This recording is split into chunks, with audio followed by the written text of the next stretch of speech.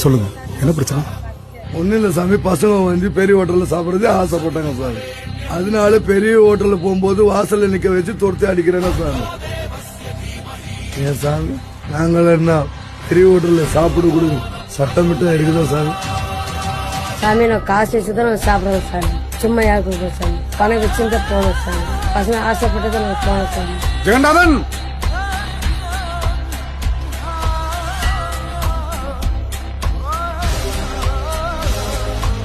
இவங்களை எந்த ஹோட்டல்ல சாப்பிடக்கூடாதுன்னு வெளியே துரத்துனாங்களோ அதே ஹோட்டல்ல சாப்பிட ஏற்பாடு பண்ணுங்க.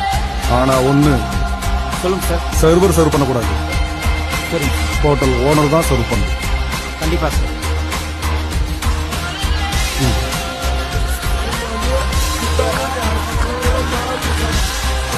சரி, பார்த்துட்டு சார்.